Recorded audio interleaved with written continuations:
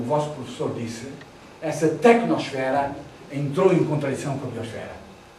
É uma tecnosfera que é tão forte que a biosfera já não consegue ser o suporte, o habitáculo de um exercício de artificialização que ele não construiu. É uma coisa fantástica o que nós conseguimos fazer com a tecnosfera, mas é uma coisa que está a ameaçar a nossa própria sobrevivência. Porque nós perdemos, sobretudo a partir do século XVI, esta ideia de que éramos uma e a mesma coisa com a natureza. Começamos a pensar que o homem é feito para explorar e dominar a natureza. E começamos a sentir-nos os reis dos outros seres vivos, não é? Como aprendemos até na escola primária, o homem é o rei dos animais, etc, etc. E então tentamos, numa espécie de miragem de orgulho não sei de onde, comparamos um pouco a Deus, que pode fazer uma série de coisas sobre a biosfera. E esses fenómenos é que vieram acarretar todos esses problemas. Nós temos, portanto, na sociologia, e hoje articulando a sociologia, nós temos dois grandes problemas. Os problemas sociais, da exclusão social, e temos o problema, justamente, ecológico, ou seja, da poluição. Da poluição e do esgotamento, essa é a questão central, o esgotamento e a contaminação da biosfera. Ora bom, normalmente as ciências sociais, vocês são de paradigma de alunos das ciências sociais, normalmente as ciências sociais analisam a realidade, têm analisado, sobretudo na escola, na linha do século XIX, têm analisado os fenómenos, digamos, da humanidade em termos sociológicos apenas. As ciências sociais explicam muito pelo problema da conflitualidade, luta de classes, como dizia o Marx, o problema das anomalias sociais, como dizia o Lyotard, fenómenos sociais que a gente tenta explicar através dessas ciências sociais assim. Por outro lado, as ciências do território, a geografia, as problemáticas mais ligadas ao problema do território, têm, de uma forma geral, analisado a sociedade em termos fisicalistas. Ora, nós chegamos a uma época em que descobrimos uma ciência que não pode estar divorciada nem das ciências do território, nem dos problemas sociais. Isso é a ecologia. A ecologia humana, em termos gerais, é justamente esta nova ciência, que precisa dessas duas metodologias juntas para perceber este fenómeno. É por isso que eu hoje vou-vos falar também, vou-vos mostrar algumas coisas relacionadas com o território. Mas antes disso, queria chamar-vos a atenção para um fenómeno extremamente interessante que nos anos 1968, 68, 69, houve um senhor chamado Folsom que fez uma experiência curiosa, que tentou fazer uma experiência laboratorial na NASA, uma organização que vocês sabem, científica, não sei o que mais, tentou fazer uma biosfera em termos em pequenino.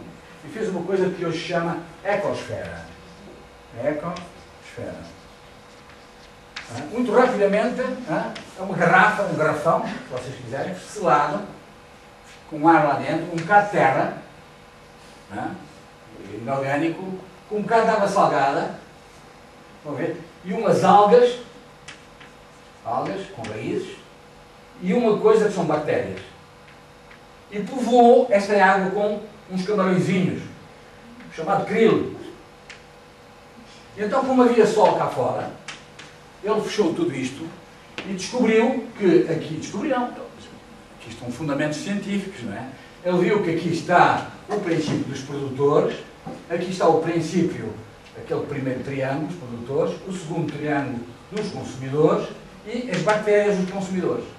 E com este triângulo, com a geosfera, com a hidrosfera, com a atmosfera e com a luz, com a fotosfera, ele fez a miniatura desta biosfera. Devo-vos dizer que desde 1968 até hoje há duas ecosferas do Sr. Folsom que estão ainda a funcionar. Porque ele percebeu o princípio regenerativo, criou um princípio de regeneração que é tornar este ciclo, tornar o inorgânico dentro de um ciclo, fazê-lo girar neste ciclo e criar este aspecto de regeneração do fenómeno. Ora bom, mas há aqui uma coisa muito particularmente importante que eu queria chamar-vos a atenção. Tem algo de misterioso. Tem algo de misterioso. O que é misterioso nisto? O misterioso nisto é o seguinte, é que se eu tiver esta garrafinha aqui, se vocês tiverem esta garrafinha aqui nesta sala, podem comprar, custa 150 € em Paris. Agora, esta garrafinha põe aí na mesa. o vosso professor anda aqui todos os dias a pescar, a ver. Acontece que, dada a evolução do exterior, dos contextos exteriores, malgrado essa força interior autorregenerativa, negentrópica, como dizem os científicos, em relação a este fenómeno, se eu tiver pouco sol, vocês sabem o que é que acontece. Se houver pouco sol aqui, diz inverno, se as cortinas estiverem fechadas, acontece uma coisa esquisita, não há fotossíntese, essa alga começa a ficar cada vez mais pequenina, o crilo começa a mamar, desculpa lá, a comer exatamente a alga, e acaba-se a comida, e há aqui uma autofagia total desse sistema, e lá vai tudo para o galheiro, porque o crilo já não tem que comer, as bactérias começam a comer os cadáveres todos, e depois isso fica só reduzido às bactérias, e até passado uns tempos vai-se embora. Ao contrário, imaginem que eu tenho aqui extremamente sol, e que deixei as cortinas sempre abertas, e que isto está com um sol terrível, ou como esqueci da ecosfera aí fora, etc. Então isso começa a crescer, muda-se o sistema basal da água, o crilo já não tem possibilidade de comer isto tudo, isto começa a invadir tudo. Sob o ponto de vista da atmosfera, há mudança na atmosfera, porque, como vocês sabem, a troca gasosa entre oxigênio e hidrógeno de carbónico muda e a atmosfera morre. Então, este senhor, reparem o mistério que é nisto, este senhor introduziu a capacidade, é por isso que vocês, quando compram este objeto, vêm lá regras. Cuidado, se tiver 48 horas fora da luz, que vai morrer e tal. Há um espaço de horas, de minutos, varia, que é o tal fenómeno da resiliência. Então eu preciso de agarrar na garrafa, pôr mais ao sol quando eu vejo que as algas estão a diminuir, pôr mais no escuro debaixo da mesa quando está a diminuir. Eu tenho que fazer aqui um jogo. Esse fenómeno é o fenómeno da noosfera. Quer dizer, a noosfera é a minha consciência que, devido à capacidade de eu perceber as necessidades, eu ajo sobre elas de uma maneira consciente. E vou criando mais condições ou menos condições conforme atuar. Esta é a revolução que a ecologia trouxe ao nível geral de todas as ciências. É que a ecologia é uma ciência com consciência. Eu tenho que estar consciente dos fenómenos, porque os fenómenos de vida não são determinísticos. Não são aparelhos como máquinas que funcionam, percebem? Ora bom, então nós vamos introduzir agora uma coisa completamente nova e que acho que é fundamental para vocês perceberem o que é. É isto. A alma máter do mundo é uma máquina. O mundo, o universo, os homens, etc. são máquinas.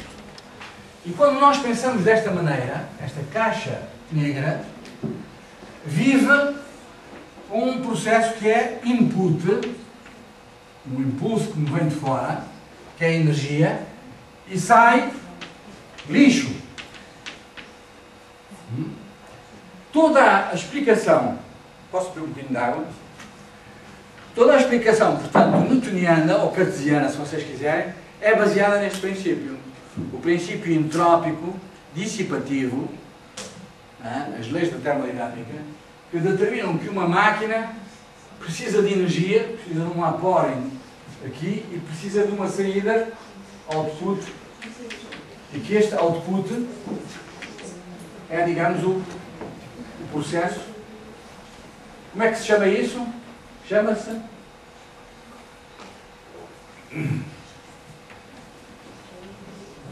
metabolismo técnico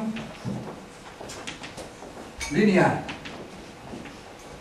Então, esta linha constitui o processo das máquinas. Ora bom, a ideia fundamental que a ecologia veio trazer é que nós, para explicarmos o universo, nós só podemos explicar o universo e, sobretudo, as relações que temos com a natureza e os homens e a sociedade, só podemos explicar se introduzirmos no centro da problemática do universo, não a máquina, mas o ecossistema. O que é que caracteriza um ecossistema vivo? Um ecossistema vivo é um ecossistema aberto que necessita de um input energético, mas que, à saída, ele é capaz de fazer um metabolismo circular. Metabolismo biológico